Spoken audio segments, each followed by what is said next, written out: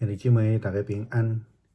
今仔日是2020年12月21号。今日的经文是《路加福音》第1章46到55节，撒母耳上卷第1章第1节到18节，希伯来书第9章第1节到14节。今日要甲大家三角分享的主题是成立。成立对信仰另外一个角度来看，是约的意思，就是讲上帝对人的成立，对人的应允，对旧约到伫耶稣的降生，到伫初代教会，到伫现代基督徒，甚至到伫将来，检采咱会当用现代的产品后壁拢有一个说明，是即个伊的制作的内容，然后下骹有一句话叫做有效期限。上帝的成立有效期限是无限。若安尼就会当真清楚来说明啦，对咱现代人来讲。献祭这项代志，咱会当对旧约的祭司的献祭来看。当然，爱佮加上犹太的传统。伫祭司的家族为着人民来献祭中间，若照这个传统来看，有限期限是1年啦，咱知影，因每1年拢爱上圣殿去献祭一摆。献完祭了后，就去行转去到因兜了有可能伫生活中间搁得罪上帝啦，搁得罪人啦，搁等到过1年的即个咱咧讲的即个搬过节的时阵，才搁去到伫圣殿来去献祭赎罪。这有效期限1年啦，大公教会的时期，咱咧讲Catholic Church，即个赎罪券，就是即种咱咧讲的各界的礼仪延伸出来的物件啦，是讲即种认罪的即个概念。现代的咱咧讲的天主教依然依持有即种各界的传统。当然，根据圣经的教导，认罪是必须爱的代志，因为咱若讲家己无罪，就是欺骗家己，嘛是欺骗圣神啦，但是献祭甲即个赎罪的概念却是无啥共款，希伯来书第9章论到耶稣基督即个大祭司的即份，这甲犹太的祭司是足无共款的犹太的祭司是隔着会幕退人入去伫迄个至圣所退，甲上帝来献祭。一般的人看袂着上帝只有透过即个中间人来即个祭司来执行迄个认罪的仪式。好啦，亲像人甲上帝中间永远有一个隔膜无法度亲近安尼但是上帝事实上是临在伫即个上帝甲咱三角做伙嘛，因为安尼上帝为着要解决人心内即种隔离的感觉，就应允赏赐耶稣，咱咧讲的以马内利，即个应允来表达上帝是甲咱三角伫地。无有种旧约的经验，无有旧约先知的预言，咱要哪了解耶稣是基督，是对上帝伫旧约所成立的救赎的。透过耶稣基督的即个会幕来必做两边人就无搁再需要即个中间的中间者犹太教咧讲的祭司来去献祭。透过永远的大祭司一摆献祭，加上咱时常的反省，常常认罪，通好伫信仰性命顶悬来领受着迄个救恩。上帝所成立是永远袂改变，咱头前讲的是无有期限的啦吼，是袂过期的。透过旧约先知的预言，借着耶稣基督的降生、受难、受定，真做大祭司，伊佫家己本身真做迄个大罪的羊羔，互咱因为相信，互咱因为接受洗礼，通一摆来得救。这是足大的无共款的所在。咱佫倒来看今日另外一位的圣经，就是伫旧约撒母耳上卷第1章记载伫汉娜的祈祷。汉娜因为无法度生囝，所以心内真忧闷，伊就伫圣殿内底祈祷。这时以利看到伊安尼，当然这中间有对话啦吼，圣经咱家己来读吼。以利甲这个汉娜讲，你安心倒转去，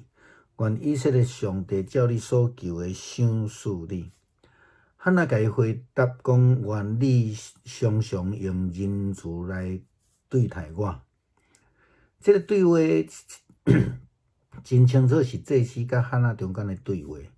但是事实上，迄个主角是背后所看袂到迄个，也是讲祭司以利所代表的上帝。上帝承诺要照汉娜所求的来赐予伊。汉娜伊的回应的这个话中的讲你愿你这个你其实毋是咧讲以利，是咧讲上帝啦因为这是上帝所赐予的。上帝则是迄个承诺，也是讲约定，也是讲赏赐应允的上帝。有当时迄个祭司会存在伫迄个中间，造成咱对上帝的态度有误解，有错误的了解，或者是根本就是咱都因为毋知影上帝的存在，还是讲根本就看无上帝嘛捌一个真有名的牧师对来拜访伊的信徒同工讲，你开这个车，你也敢来看我？这个已经是完全错误的一个方向。伊白其是讲牧师也只不过是上帝的奴仆毋是恩典福气的来源这时常会出现的问题啦相款的也捌听到一信徒伊家己无要祈祷，因为伊安怎讲呢？伊讲迄牧师祈祷才有效啦。这也莫怪讲用过迄个赎罪券会遮尔销路遮好啦咱的信心需要着正确的对象上帝，因为伊才是迄个成立赏赐、救赎、赦罪恩典的上帝。祭司毋是，牧师也毋是，士师也毋是。上帝所有的奴仆都毋是，上帝只不过是上帝的代言人，或者是奴仆尔尔。所以对伫上帝的承诺，咱必须爱透过迄个甲上帝建立迄个亲密细正的关系来去祈求，亲像汉娜共款。这正是上帝透过大祭司耶稣基督所要赏赐予咱的恩典。记日迄个会幕，记日迄个会幕已经因为耶稣基督二做两遍啦。你的呢？你心内会幕伫的吗？咱爱认真来思考啦如果咱心内迄个会幕伫的，咱就看袂到上帝的承诺。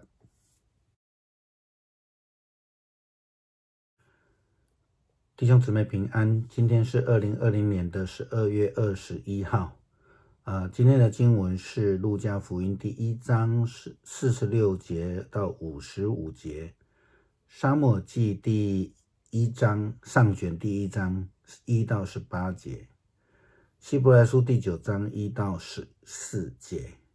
今天要跟大家分享的主题是承诺。承诺从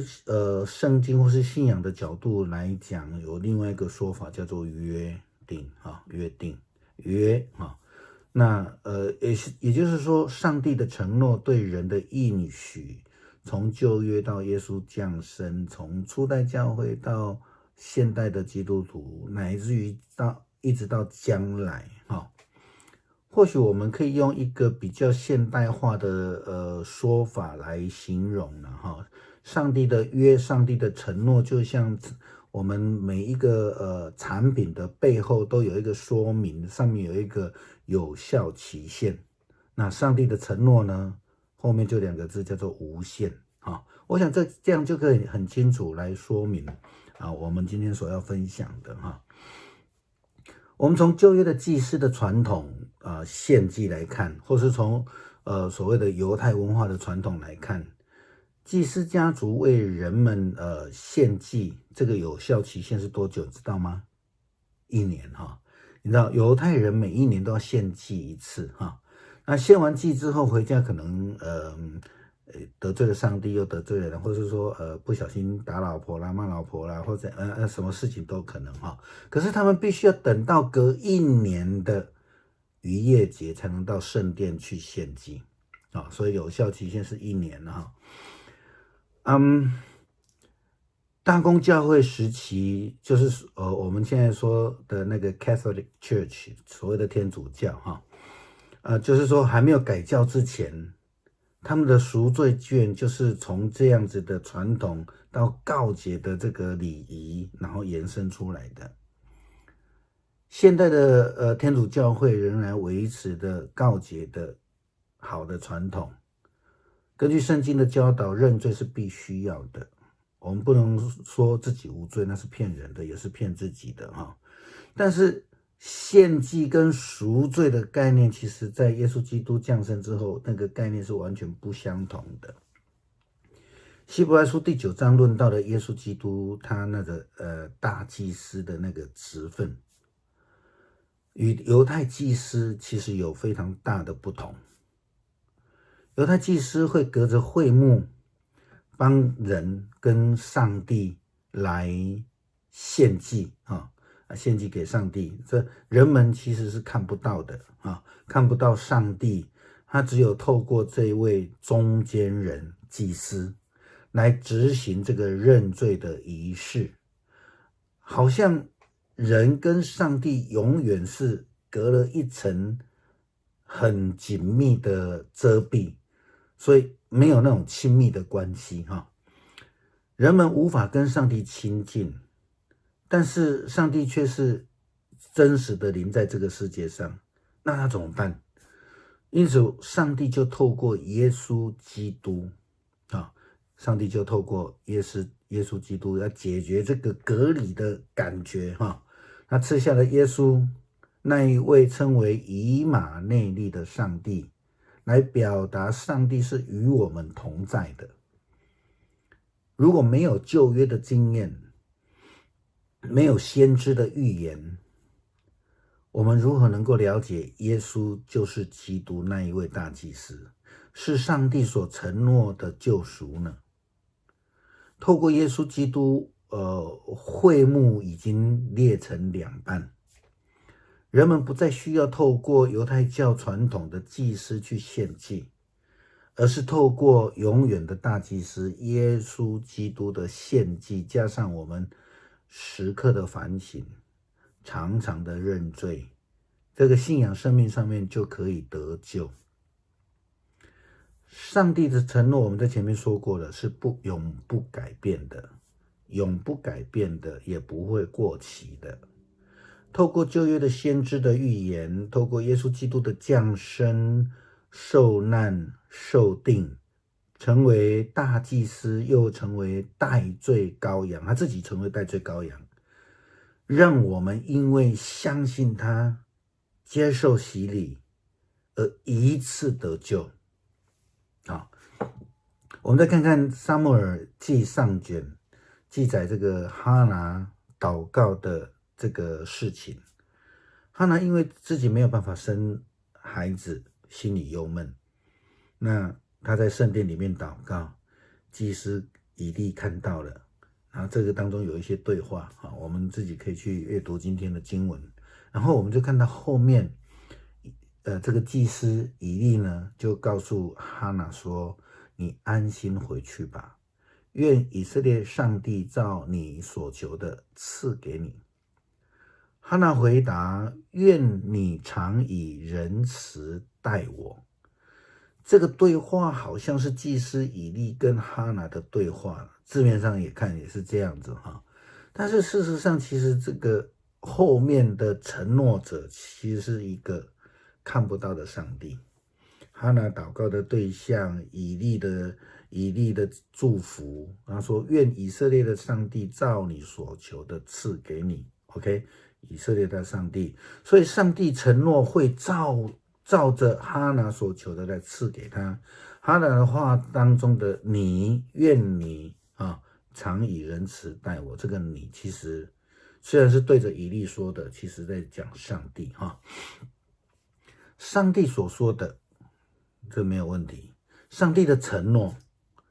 那是应许的上帝，就是在背后的这个上帝。有时候呢，祭司的存在就误导了我们对上帝的态度，或者是说我们就根本不知道那背后是上帝，或是因为我们根本就看不到上帝，所以就用那一些看得到的对象来说。曾经呢，有一位非常著名的牧师，他对来拜访他的信徒跟同工这样说：“你开这种车子还来我家哦？”这已经完全弄错了方向。我们忘记了牧师也是上帝的仆人，我们也只不过是一个得到救恩的人，而不是那个恩典福气的来源。相同的，有很多的信徒自己不祷告。当你去问他说：“你为什么不祷告？你生病了你就祷告啊！”不，那个牧师祷告比较有效。难怪以前中古时期的赎罪券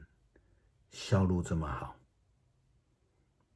我们的信心是向着正确的方向对向上帝，我们的信心要向着他，因为他才是那个承诺救赎的赦罪的恩典的上帝。祭司不是，牧师不是，士师也不是，